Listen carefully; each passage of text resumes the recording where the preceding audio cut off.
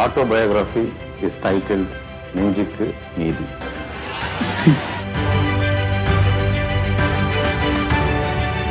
செய்தக்க அல்லல் செய்யக்கூடும், செய்தக்க செய்யாமை யானும் கெடும் என்கின்ற வள்ளுவனுடைய வாக்கிற்கு முத்தமிழறிஞர் கலைஞர்களுடைய விளக்க உரை என்பது, செய்யக்கூடாதை செய்வதால் கேடு ஏற்படும், செய்ய வேண்டியதை செய்யாமல் விட்டாலும் கேடு ஏற்படும் என்கின்ற அந்த விளக்க உரையோடு Rotary Club of Chennai Galaxy நடத்துகின்ற அந்த வினாடி வினா போட்டி, அவங்களோட 8th எடிஷன் என்று கூட அவங்க சொன்னாங்க.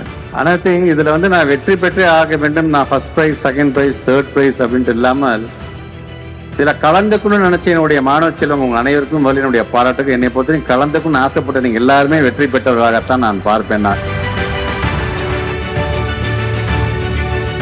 நமக்கான சேலஞ்ச் என்ன தெரியுமா இருக்க போகுது, ஆர்டிஃபிஷியல் இன்டெலிஜென்ஸ்லாம் வந்துருச்சுன்னா என்ன கேள்வி கேட்கணும் அப்படிங்கிறதுக்கு ஒரு அறிவு வேணும் பார்த்தீங்களா, அதுதான் ரொம்ப முக்கியமாக போயிடும். ஏன்னா நீங்கள் கேட்குறது இது கேட்கணும்னு தெரிஞ்சால் ஆர்டிஃபிஷியல் இன்டெலிஜென்ஸ் உங்களுக்கு பதில் சொல்லிட்டு போயிடும் உங்களுக்கு.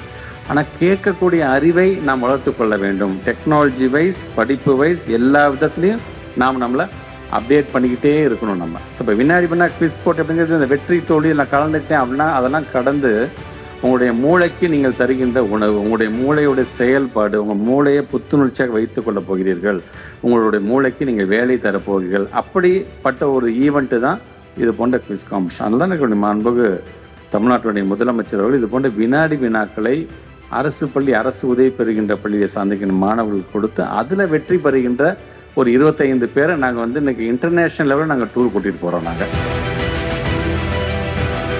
வெற்றி பெறுகின்ற மாணவர்கள், வெற்றி பெறாத மாணவர்கள் அப்படின்னா இல்லாமல் இந்த முயற்சியை மேற்கொண்டிருக்கின்ற அனைத்து மாணவர்களும் என்னை பொறுத்த வரைக்கும் வெற்றி பெற்றவர்களாக கருதி உங்கள் அனைவருக்குமே என்னுடைய வாழ்த்துக்களையும் பாராட்டுக்கு நான் தெரிவிச்சுக்கிறேன். நான் தொடர்ந்து 8வது எடிஷன் மட்டும் இல்லை, இது 8 80 ஆகணும், 80 100 மாறுகின்ற அளவிற்கு இதை தொடர்ந்து நீங்கள் செய்திட வேண்டும் என்கின்ற என்னுடைய வாழ்த்துக்களையும் பாராட்டுகளையும் தெரிவித்து இந்த உரையை நான் நிறைவு செய்கிறேன். நன்றி, வணக்கம்.